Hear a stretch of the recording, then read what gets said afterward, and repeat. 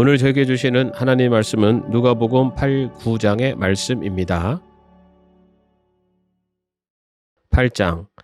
그 뒤에 예수께서 고을과 마을을 두루다니시면서 하나님의 나라를 선포하며 그 기쁜 소식을 전하셨다. 12제자가 예수와 동행하였다. 그리고 악령과 질병에서 고침을 받은 몇몇 여자들도 동행하였는데 7 귀신이 떨어져 나간 막달라라고 하는 마리아와 헤롯의 청지기인 구사의 아내 요한나와 수산나와 그 밖에 여러 다른 여자들이었다. 그들은 자기들의 재산으로 예수의 일행을 섬겼다. 무리가 많이 모여들고 각 고을에서 사람들이 예수께로 나아오니 예수께서 비유를 들어 말씀하셨다. 씨 뿌리는 사람이 씨를 뿌리러 나갔다. 그가 씨를 뿌리는데 덜어는 길가에 떨어지니 발에 밟히기도 하고 하늘의 새들이 쪼아먹기도 하였다. 또 덜어는 돌짝밭에 떨어지니 싹이 돋아났다가 물기가 없어서 말라버렸다. 또 덜어는 가시덤불 속에 떨어지니 가시덤불이 함께 자라서 그 기운을 막았다. 그런데 덜어는 좋은 땅에 떨어져서 자라나 100배의 열매를 맺었다. 이 말씀을 하시고 예수께서는 들을 귀가 있는 사람은 들어라 하고 외치셨다. 예수의 제자들이 이 비유가 무슨 뜻인지를 그에게 물었다. 예수께서 대답하셨다. 너에게는 하나님 나라의 비밀을 아는 것을 허락해 주셨다. 그러나 다른 사람들에게는 비유로 말하였으니 그것은 그들이 보아도 보지 못하고 들어도 깨닫지 못하게 하려는 것이다. 그 비유의 뜻은 이러하다. 씨는 하나님의 말씀이다. 길가에 떨어진 것들은 말씀을 듣기는 하였으나 그 뒤에 악마가 와서 그들의 마음에서 말씀을 빼앗아 가므로 믿지 못하고 구원을 받지 못하게 되는 사람들이다. 돌짝밭에 떨어진 것들은 들을 때에는 그 말씀을 기쁘게 받아들이지만 뿌리가 없으므로 잠시 동안 믿다가 시련의 때가 오면 떨어져 나가는 사람들이다. 가시덤불에 떨어진 것들은 말씀을 들었으나 살아가는 동안에 근심과 재물과 인생의 향락에 사로잡혀서 열매를 맺는데 이르지 못하는 사람들이다. 그리고 좋은 땅에 떨어진 것들은 바르고 착한 마음으로 말씀을 듣고서 그것을 굳게 간직하여 견디는 가운데 열매를 맺는 사람들이다. 아무도 등불을 켜서 그릇으로 덮거나 침대 아래다 놓지 않고 등경 위에다가 올려놓아서 들어오는 사람들이 그 빛을 보게 한다. 숨겨둔 것은 드러나고 감춰둔 것은 알려져서 환히 나타나기 마련이다. 그러므로 너희는 조심하여 들어라. 가진 사람은 더 받을 것이요 가지지 못한 사람은 가진 줄로 생각하는 것마저 빼앗길 것이다. 예수의 어머니와 형제들이 예수께로 왔으나 무리 때문에 만날 수 없었다.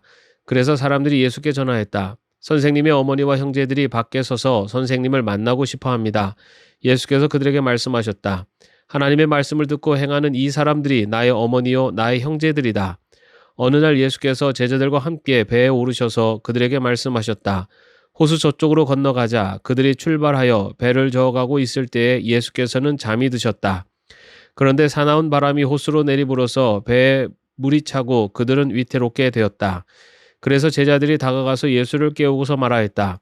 선생님, 우리가 죽게 되었습니다.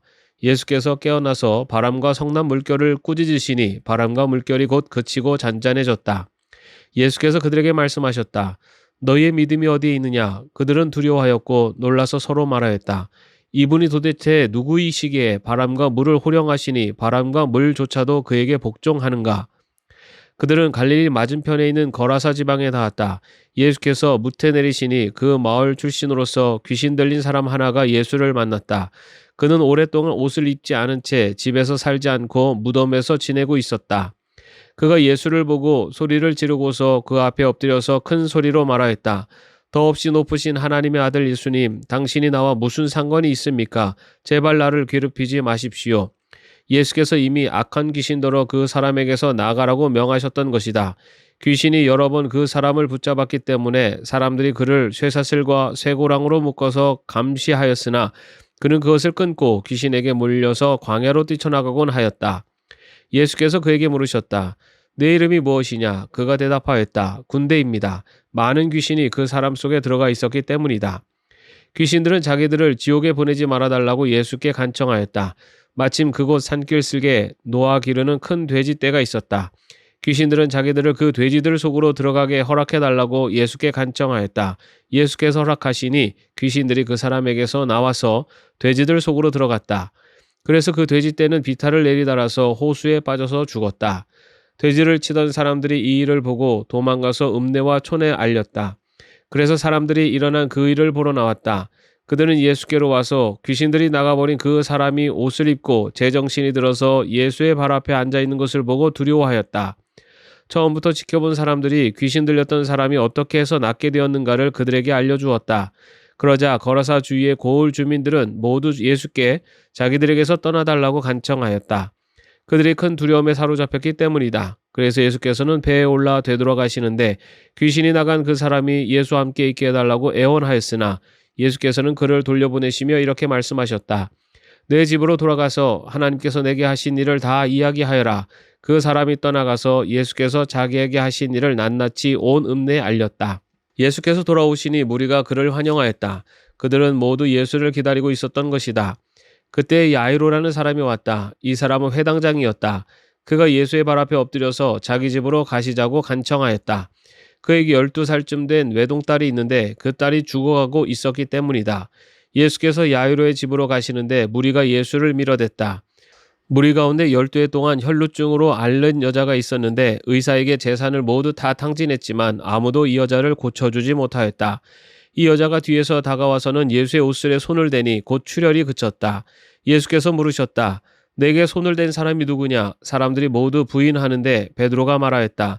선생님, 무리가 선생님을 에워싸서 밀치고 있습니다. 그러자 예수께서 말씀하셨다. 누군가가 내게 손을 댔다. 나는 내게서 능력이 빠져나간 것을 알고 있다. 그 여자는 더 이상 숨길 수 없음을 알고서 떨면서 나와 예수께 엎드려서 그에게 손을 댄 이유와 또 곧 낫게 된 경위를 모든 백성 앞에 알렸다. 그러자 예수께서 그 여자에게 말씀하셨다. 딸아, 내 믿음이 너를 구원하였다. 평안히 가거라. 예수께서 아직 말씀을 계속하시는데 회당장의 집에서 사람이 와서 말하였다.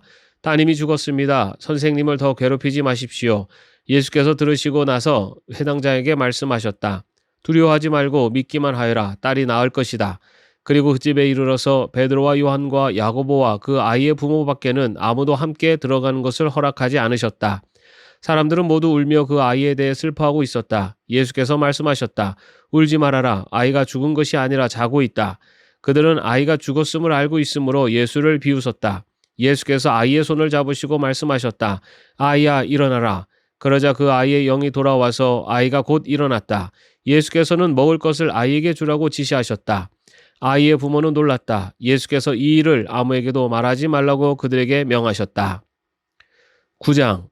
예수께서 그 12를 한자리에 불러놓으시고 모든 귀신을 제어하고 병을 고치는 능력과 권능을 주시고 하나님 나라를 선포하며 병든 사람을 고쳐주게 하시려고 그들을 내보내시며 그들에게 말씀하셨다. 길을 떠나는 데는 아무것도 가지고 가지 말아라. 지팡이도 자루도 빵도 은화도 가지고 가지 말고 속옷도 2벌씩은 가지고 가지 말아라. 어느 집에 들어가든지 거기에 머물다가 거기에서 떠나거라. 어디에서든지 사람들이 너희를 영접하지 않거든 그 고을을 떠날 때에 너희 발에 묻은 먼지를 떨어버려서 그들을 거스르는 증거물로 삼아라.